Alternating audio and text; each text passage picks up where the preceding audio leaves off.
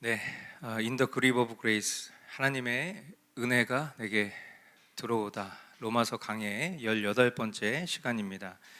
사랑에는 거짓이 없어야 합니다 라는 제목의 말씀 가지고 로마서 12장 9절부터 13절까지 말씀, 하나님의 말씀 선포하도록 하겠습니다.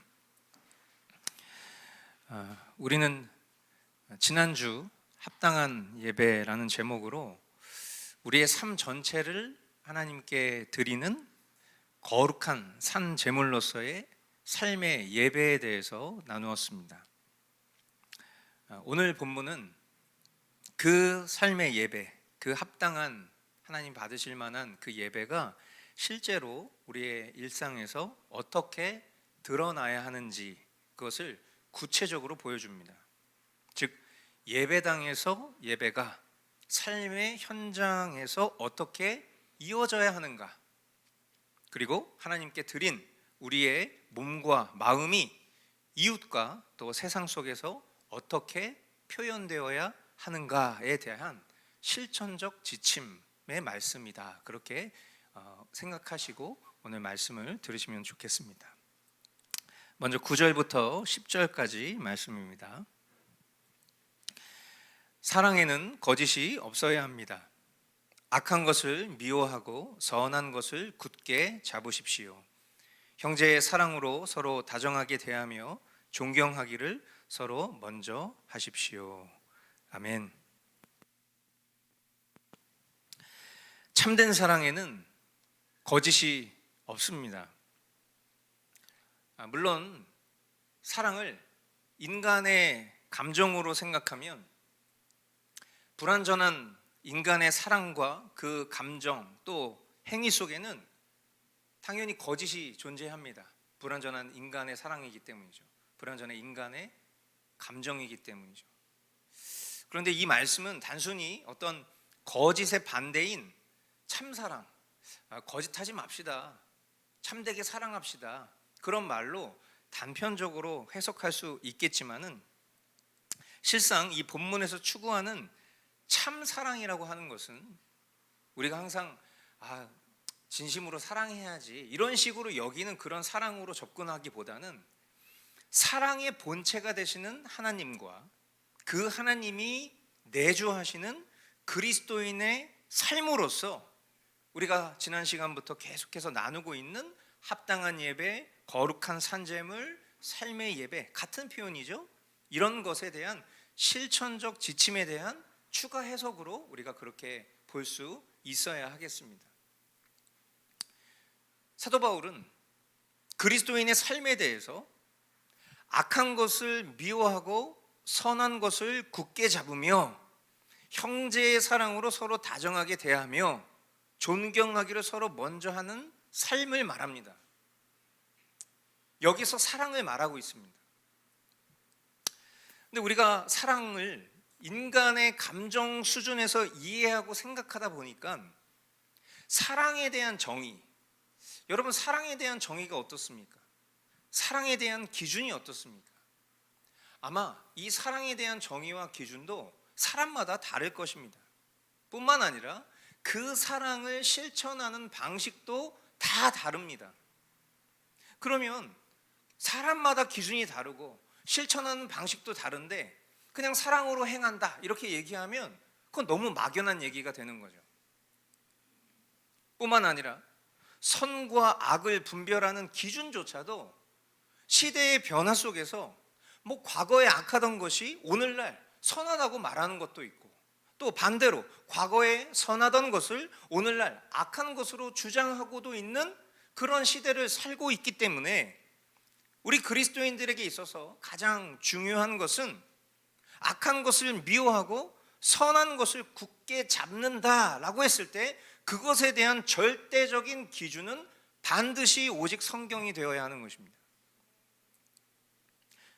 그러나 성경은 분명한 기준을 계속 얘기하고 있습니다.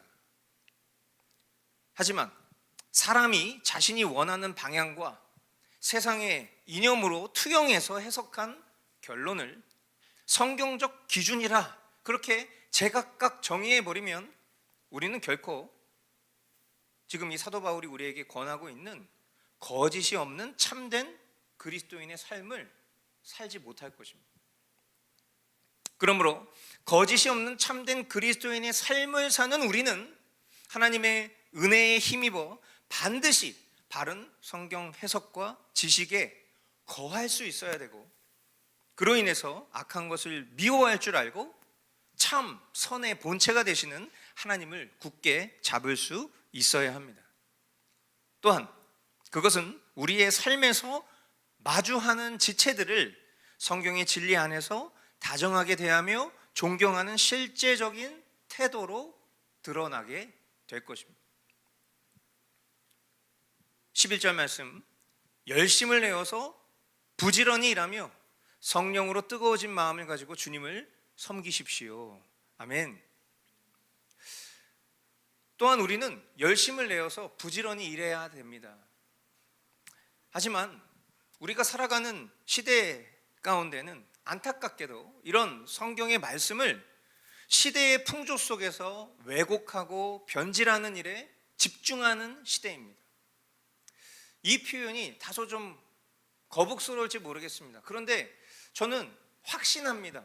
지금 우리가 살아가고 있는 이 시대는 시대의 풍조 속에서 하나님의 말씀을 왜곡하고 변질하는 일에 집중하고 있는 시대가 맞습니다. 지금 대통령 선거를 앞둔 대선 후보들의 정책과 또 그 공약에 있어서 가장 화두가 되는 것만 보아도 여실히 증명됩니다. 복지는 기본적으로 사회적 약자들을 국가 차원에서 보호하고 돕는 것이 복지입니다. 그런데 그 대상이 약자가 아니라 보편 다수를 대상으로 하고 도움이 필요하지 않는 사람에게까지 국가가 추경을 해서 돈을 주고 일하는 시간을 법적으로 단축 제한하는 이런 공약들을 남발하고 있어요. 이것을 세상 사람들은 각자의 관점에서 해석하고 주장할 수 있습니다. 그러나 우리 그리스도인들은 바로 이런 지점 속에서도 이것이 성경적으로 옳은지 그른지, 그냥 뭔가 제도적으로 누가 돈을 주고 내가 일하는 시간을 제도적으로 단축해 준다는 것에 환영하는 것이 아니라 이게 과연 우리 그리스도인들에게 있어서는 성경적으로 타당한 것인가? 우리는 성경적으로 그것을 분별해야 하는 것입니다. 사도 바울은 성령으로 뜨거워진 마음을 가지고 주님을 섬기라 이렇게 말했습니다. 근데 그 말씀의 전제가 뭡니까? 열심을 내어서 부지런히 일하라 라고 말하고 있어요. 그러니까 열심으로 우리가 부지런히 일하는 것이 성령으로 뜨거워진 마음을 가지고 주님을 섬기게 되는 것입니다. 즉 우리가 계속해서 살펴보고 있는 바대로 거룩한 산재물, 삶의 예배, 이게 뭐예요? 결국 우리가 살아가는 일상 속에서 우리가 행하는 일들을 주님 대하듯 열심히 할 때에 그것을 통해서 하나님이 기뻐 받으시는 삶의 예배가 되는 것입니다. 잠언 6장 5절로 6절 말씀, 노루가 사냥꾼의 손에서 벗어나듯 새가 새 잡는 사람의 손에서 벗어나듯 어서 벗어나서 너 자신을 구하여라. 게으른 사람아, 개미에게 가서 그들이 사는 것을 살펴보고 지혜를 얻어라. 데살로니가후서 3장 10절로 12절, 우리가 여러분과 함께 있을 때에 일하기를 싫어하는 사람은 먹지도 말라 하고 거듭 명하였습니다. 그런데 우리가 들으니 여러분 가운데는 무절제하게 살면서 일은 하지 않고 일을 만들기만 하는 사람이 더러 있다고 합니다. 이런 사람들에게 우리는 주 예수 그리스도 안에서 명하여 또 권면합니다. 조용히 일해서 자기가 먹을 것을 자기가 벌어서 먹으십시오. 신명기 5장 13절로 14절, 너희는 엿새 동안 모든 일을 힘써 하여라. 그러나 일의 날은 주 너희 하나님의 안식일이니 너희는 어떤 일도 해서는 안 된다. 아멘. 지금 제가 아주 단편적으로 성경의 수많은 말씀 중에서 아주 대표적인 세 가지 말씀만 나열해서 읽었습니다. 우리는 이러한 하나님의 말씀 속에서 하나님께서 이 세상과 더 나아가 하나님의 자녀된 백성들에게 원하시는 뜻이 무엇인지 명확히 알 수 있어요. 그러나 우리는 이미 이 세상의 풍조와 시스템 속에서 내 의지와 상관없이 주 5일을 일하고 있습니다. 이제는 주 4일을 일하게만 해야 된다, 그런 주장하는 공약에 사람들이 환호하고 있어요. 와, 이제는 4일만 일해도 내가 보장받을 수 있는 임금은 똑같고 나는 이제 남은 그 3일을 어떻게 즐길 것인지에 대한 설레임 속에서 환호하고 있는 거예요. 적게 일해도 나라가 지원해주고 돈을 주는 것이 복지다, 이렇게 생각하면서 하나님께서 주신 말씀이 세상의 기준대로 바뀌어 가고 있는 것을 보면서도 그저 내 안락과 유익만을 추구하고 있지는 않은 거예요. 말씀 앞에서 우리 자신을, 또 우리가 살아가고 있는 이 세상을 분별할 수 있어야 하겠습니다. 12절 말씀, 소망을 품고 즐거워하며 환난을 당할 때에 참으며 기도를 꾸준히 하십시오. 아멘. 사도 바울은 그리스도인의 삶에 대해서 소망을 품고 즐거워하라, 이렇게 말합니다. 소망을 품고 즐거워하라. 그러면 저와 여러분들에게, 우리 그리스도인들에게 소망은 무엇입니까? 한번 여러분 마음 가운데 여러분의 소망을 한번 떠올려 보시죠. 나에게 있어서 소망은 무엇인가? 우리가 그것을 다양하게 표현할 수 있겠지만 정답이 있습니다. 우리 그리스도인들에게 있어서 성경이 이야기하고 있는 소망을 한마디로 압축한다, 그러면 우리의 소망 대신 예수 그리스도를 통한 영원한 하나님 나라, 이렇게 압축해 볼 수 있겠습니다. 이게 정답입니다. 우리가 생각하고 있는 오답이 있을 수 있지만 우리 그리스도인들에게 있어서 참된 소망은 소망 대신 예수 그리스도를 통한 영원한 하나님 나라, 그것입니다. 이것이 우리의 진정한 소망이며 또한 즐거움의 이유가 되어야 합니다. 그러나 우리가 이것을 관념적으로는 다 동의합니다. 하지만 우리가 이 소망을 진정으로 누리지 못하는 이유는 무엇일까? 그것은 이 세상의 즐거움에 빠져 있기 때문이고 우리의 믿음이 연약하기 때문일 것입니다. 그러므로 참된 소망과 즐거움의 누림을 위해서 우리는 우리의 믿음을 더하여 주실 주님께 기도해야 합니다. 또한 이 세상의 즐거움을 분별할 수 있는 능력 주시기를 간구해야 할 것입니다. 그러한 기도와 그러한 간구가 우리의 체질이 되고 성정이 될 때 연약한 우리의 믿음이 주님의 은혜로 굳세어지고 어떤 환난이 찾아와도 그것을 이겨낼 수 있는 힘을 갖게 될 것입니다. 환난을 이겨내기 위해 노력하는 것이 아니라 하늘 소망을 품고 주님의 은혜에 의탁하며 기도하는 삶을 살았더니 환난을 이겨낼 그리스도인이 되어 있는 것입니다. 저와 여러분에게 이와 같은 은혜가 있기를 축복합니다. 13절 말씀, 성도들이 쓸 것을 공급하고 손님 대접하기를 힘쓰십시오. 아멘. 사도 바울은 계속해서 신자 개인의 믿음 그리고 그것과 공동체적 삶을 이웃으로 확장해서 연결하는 구조 속에서 본문을 이야기하고 있다는 것을 우리는 지난 시간부터 눈치채셨을 것입니다. 이것은 결국 하나님 우리에게 주신 계명, 하나님을 사랑하고 이웃을 사랑하는 그 정신을 이어받은 가르침으로 이해할 수 있을 것입니다. 참된 그리스도인은 허락하신 공동체 안에서 서로의 필요를 돌아보고 실제로 돕는 사랑의 실천을 이루는 사람이 되어야 합니다. 그래서 구제는 항상 안에서 밖으로 연결되어야 합니다. 저와 여러분들이 매일 하나님 앞에 어떤 기도를 하죠? 여러분 아침에 눈을 뜨시고 기도하실 때, 침대에서 기도하실 때 뭐라고 기도하십니까? 오늘도 하나님 앞에 하나님 영광 돌리는 삶을 살게 해주십시오. 그리고 주님이 가르쳐 주신 기도처럼 오늘 우리에게, 나에게 일용할 양식을 주십시오. 내게 필요할 양식 주실 것을 우리가 간구합니다. 그리고 나와 내 가족의 필요를 채우기 위해서 우리는 노동하러 나갑니다. 그리고 허락하신 공동체의 처지와 형편을 돌아보면서 관심을 두고 실천적으로 내가 행할 수 있는 것이 무엇일지 필요한 것을 지원합니다.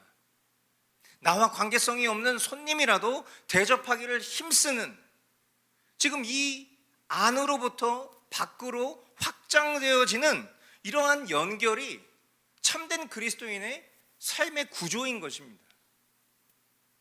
하지만 나를 돌아볼 수 없어요. 나를 돌아보지 않아요. 나와 하나님과의 관계가 없어요. 과연 그 기초를 갖고 있는 사람, 하나님과 나와의 관계가 부실하고 불완전한 기초를 가지고 있는 사람이 내 가족과의 관계 속에서 하나님의 말씀이 준행될 수 있을까?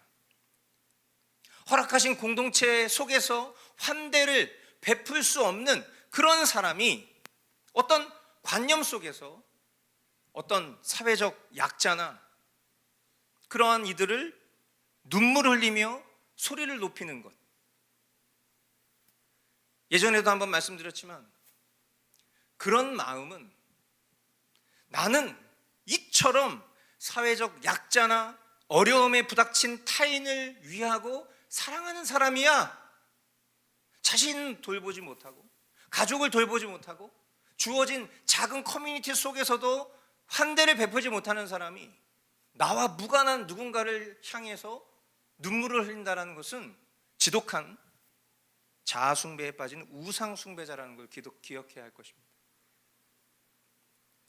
참된 그리스도인은 가장 먼저는 자기 자신을 하나님의 말씀 앞에 두고 진실한 회개로 매일의 은혜를 간구하며 사는 사람이고, 허락하신 은혜를 통해 내 가족을 위해서 기도하면서 내 가정 속에서 먼저 사랑을 실천할 수 있어야 되는 사람일 것이고, 하늘 가족된 공동체의 기도 제목을 위해 진실되이 기도하며 필요를 위해서 기쁨으로 돌아보고 마음이 또 행함이 진실한 사람이어야 할 것입니다.